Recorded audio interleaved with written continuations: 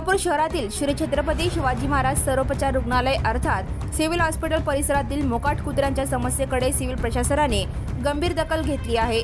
या संदर्भात सिव्हिल प्रशासनाने सोलापूर महानगरपालिकेला अनेकदा पत्रव्यवहार करून कारवाईची मागणी केली आहे, मात्र अद्याप महापालिकेकडून कोणतीही ठोस कारवाई झालेली नाही। सोलापूर सवेरा न्यूज नेटवर्कने 24 ऑगस्ट 2025 रोजी या समस्येबाबत वृत्त प्रसारित केले होते। सिव्हिल हॉस्पिटल परिसरात मोकाट कुत्र्यांचा वावर वाढल्याने रुग्ण आणि त्यांच्या नातेवाईकांना धोका निर्माण झाला आहे। याबाबत सिव्हिल हॉस्पिटलचे अधिष्ठाता डॉक्टर ऋत्विक जयकर यांच्याशी संपर्क साधले असता त्यांनी सांगितले की या समस्येच्या निराकरणासाठी आम्ही महानगरपालिकेला वारंवार पत्र पाठविले आहेत, परंतु महापालिकेकडून अद्याप कोणतीही कारवाई झालेली नाही। वैद्यकीय अधीक्षक डॉक्टर एस तोडकर यांनी याबाबत अधिक माहिती देताना सांगितले की मोकाट कुत्र्यांमुळे हॉस्पिटल परिसरात अस्वच्छता आणि भीतीचे वातावरण निर्माण झाले आहे। यामुळे रुग्णांच्या सुरक्षिततेवर परिणाम होत आहे।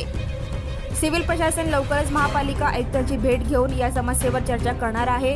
सोलापूर महानगरपालिकेकडून या प्रकरणी कोणती कारवाई केली जाणार याकडे आता सर्वांचे लक्ष लागले आहे। नमस्कार, मी डॉक्टर तोडकर, वैद्यकीय अधीक्षक छत्रपती शिवाजी महाराज सर्वोपचार रुग्णालय सोलापूर। सध्या आपल्याकडे जे कॅम्पसमध्ये जे मोकाट कुत्रे आहेत त्यांच्या बंदोबस्तासाठी आपण महापालिकेसोबत नेहमी पत्रव्यवहार करत आहोत आणि पत्रव्यवहार याच्यापूर्वी पण केलेला आहे। आणि ते पत्रव्यवहार केल्यानंतर त्यांनी काय करतात, कुत्र्याचं निर्बीजीकरण करतात आणि परत ते इथंच आणून सोडतात। तर यासाठी आमचा कंटिन्युअस त्यांचा कायमस्वरूपी बंदोबस्त होण्याकरिता आमचे प्रयत्न सुरू आहेत।